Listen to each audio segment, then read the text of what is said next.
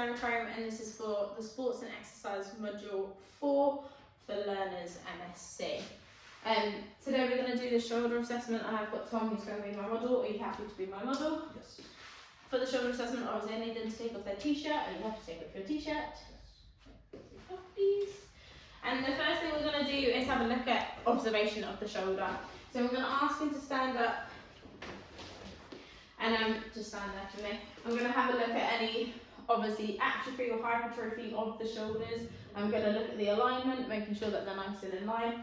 Generally speaking, those who are right hand dominant, for example, will have a slightly depressed right shoulder. So their left hand dominant will have a slightly depressed left shoulder. Then I'm going to ask them to turn around, because I also want to have a look at the scapular position as well. So actually Tom's right scapula is slightly more winged than the left one. It's not a true winged scapula, but it's something we need to be aware of. Now in this position I'm going to ask him to do range of movement. So active range of movement. Tom, can you bring your hands out to the front and up all the way above your head? Brill. And back down. So most people will have at least 180 degrees of flexion, which he's got. And then if you do that again for me, I'm also having a look at the way that the scapula moves as well. Lovely, come down. And then out to the side and all the way up for abduction. Same thing, I'm looking for 180 degrees of range and down. And I'm looking for that control in the scapula as well. Whilst we're facing this way, hands behind the back. How far up your back can you go? Try not to help your hands out. So this is a test for internal rotation. And in this position as well, we should be able to get around the T7 level. Here, can you lift your hand off your back? No. Ooh, very tight there. Fine. So that's the sign. If he can't actively, he is actively engaging his muscles. Just relax there. If you physically can't do it, then that's a sign of a full, complete rotator cuff tear. This could be quite serious. Now turn around facing me. And then we're going to look at external rotation, so hands into sides like that for me. How far wide can you go? Lovely, brilliant. So if there's any restriction there, I'm thinking it's going to be a joint pathology or potentially frozen shoulder, because external rotation is one of the first things to go from frozen shoulder, or adhesive capsulitis. So then we're going to look at strength. So hands into your side for me. Actually face this way so everyone can see what I'm doing. I'm going to test external rotation, push out into my hands. And relax, and then push in. And again, obviously I'm feeling the differences between the two hands and any pain or discomfort. Then we're going to go into abduction. Keep your hands there. Lovely. Flexion I generally tend to do out there. Brill. And if you've got no issues, if I'm suspecting a long head of biceps issue, if I get him to turn his hands up and resist there. Ooh, a little bit weak on that right side. That can be a sign of a little bit of inflammation of the long-headed bicep tendon. If we're looking for a Popeye sign, then that can obviously a bulging bicep. That can be a sign of a rupture of the long-headed biceps as well. Another test we can do is a speed test. So he's going to have his hands down by his side. He's going to do that movement, and I'm going to resist. So pushing up, nice and strong. So I'm actually not putting that much weight in, and is obviously struggling a little bit, so he's probably irritated his long-headed biceps a little bit there. If we bring our hands back into this position and take it slightly wider, this is called the full can test. We can resist there. Empty can, or the Jobe test, if you put your thumbs down, it's a really good test for rotator cuff tear or inflammation and aggravation of the rotator cuffs. And that's one of my clusters that I generally tend to do, along with the positive painful arc, which is pain around that region, and Hawkins-Kennedy, which I will do if you turn this way. Hawkins-Kennedy, you can do it in different planes. So you can bring the arm out, you want their arm nice and relaxed, so just relax on me, good. And then you just internally rotating the arm there. You're looking for range, you're looking for any discomfort. You can do it out in abduction, into scaption, and even further in front as well if you wanted to. Okay, if you're not really eliciting much discomfort there, excuse the dog's barking, you can test external rotation at end of range in neutral, where you would do them in that position and resist there.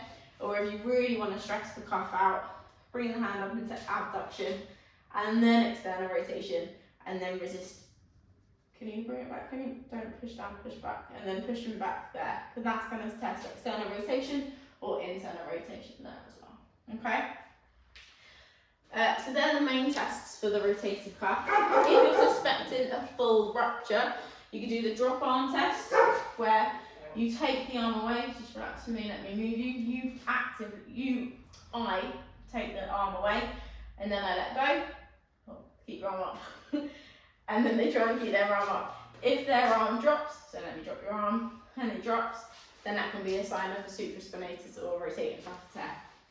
Other tests for a full tear can be the belly press, so you bring the hand onto their belly. You can either try and take their hand away, or you can put your hand in between their hands, which I don't really like doing. And then you can do the bear hug, keep your hand on the shoulder, don't let me lift it off. That's another test for a full, complete rotator cuff tear. Very similar test is called the scarf test, which is a test for the ACJ, so any invitation to the ACJ. You put your hand on the opposite shoulder, lift your elbow up so it's facing me, and then we push the hand.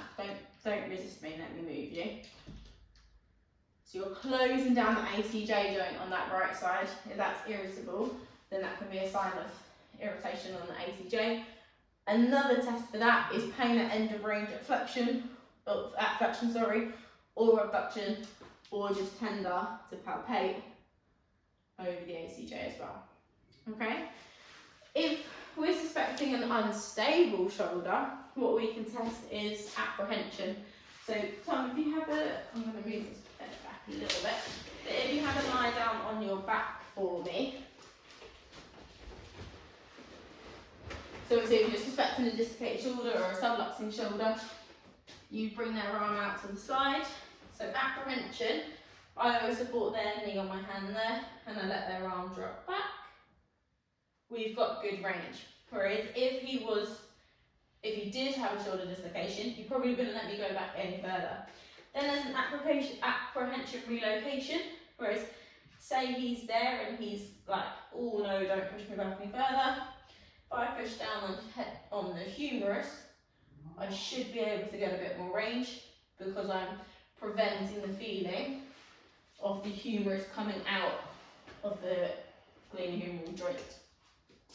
You can do apprehension relocation surprise.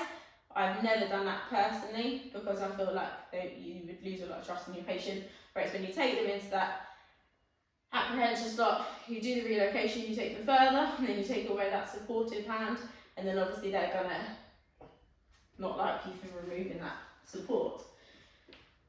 Another sign, if you sit up for me, another sign obviously of a lax shoulder or a dislocated shoulder will be the sulcus sign. So obviously you're looking for if the shoulder has dropped out of its socket. Then we're going to palpate the area, so posteriorly. So I'm going to start at the top. So supraspinatus runs along here. Then you've got the infraspinatus, teres minor, and then subscapularis underneath the scapula, which you can palpate through the elbow, through the armpit. Not very comfortable to do at all. So you can palpate along here and around there and down here again. Part of the shoulder complex involves the sternoclavicular joint. So you're looking at this area here, obviously where the clavicle attaches to the sternum. And another test that you can do, which tests the function of the shoulder and the scapula, is scapular punch or push-up press. If you lie down on your back again for me and push up towards the ceiling, so punch towards the ceiling, just one arm's fine. And then you're going to get him to lift the shoulder blade up off there, and then you can resist.